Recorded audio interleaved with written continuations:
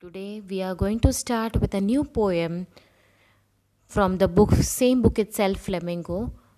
The poem name is My Mother at 66 by Kamla Das.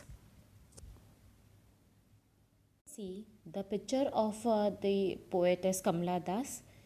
Let me share you about her introduction. Kamla Das, also known as Kamala Suraya, was born on 31st March 1934 in Malabar, Kerala. She was an Indian English poet and literator and at the same time a leading Malayalam author. Her popularity in Kerala is based chiefly on her short stories and autobiography written under the name Madhavi Kutti, while in English under the name Kamala Das is noted for the poem and explicit autobiography. Some of her works in English include the novel Alphabet of Lust in 1977, a collection of short stories Padmavati, The Harlot and the Other Stories in the year 1992. In addition to 5 books of poetry, she is a very sensitive writer who captures the complex natures of human relationships in a lyrical form. My Mother at 66 is an example of it.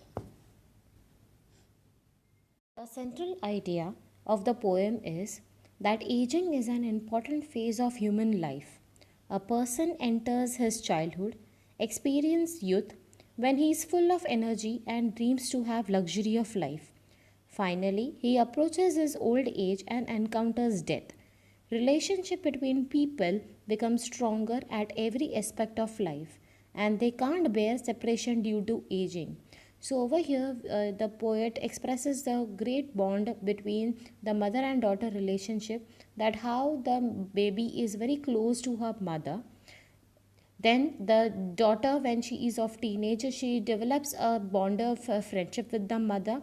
And finally, the mother itself is being treated as a baby who is being taken care by the daughter itself. In this poem, the poet relates a personal experience. She brings out a common paradox of human relationship and portrays a sensational separation of a mother and a daughter. She has been able to capture almost all the emotions which a daughter is filled with. On bidding farewell to her beloved mother, sometimes we do feel deep sympathy for someone, but we fail to express it in a proper manner. Says, driving from my parents' home to Cochin last Friday morning, I saw my mother besides me, doze open mouth, her face ashen like that of a corpse, and realized with a pain that she was as old as she looked. But soon that put that thought away.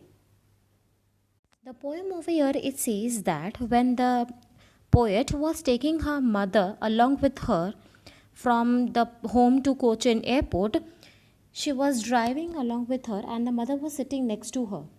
She notices her mother sitting beside her dozing. Her face was like a dead body. The corpse over here, the word message mentioned, it means a dead body. And her thoughts were far away.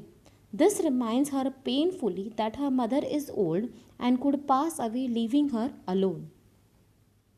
And looked out at the young trees sprinting, the merry children spilling out of their homes. But after the airport security check, standing a few yards away, I looked again at her, wan, pale as a late winter's moon, and felt that old familiar ache.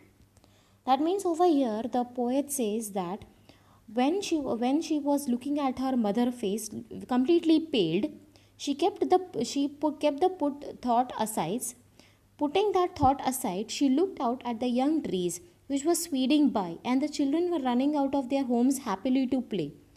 This reminds her the probability of the youth and the life, her own younger days and her mother when she was young. But after the security check at the airport, looking back at her mother standing a few yards away, she finds her looking pale face like the winter moon. She feels that familiar pain and childhood fear of the thought of losing her mother and of being lonely, just as she had been when she was young, because she was different from other children. She could only keep smiling and tell her See you soon, knowing full well that she might not see her. So, this was the hidden fear in the narrator's face, and she was very much sure that it can happen that next time she may not see her. But all I said was, see you soon, Amma. All I did was smile and smile and smile. So, keeping this fear in his mind, she pretended as if she was very happy. And she showed the expressions that she was smiling, smiling, and only smiling. Thank you, children. I hope you have understood the poem in a much more better way given in the text.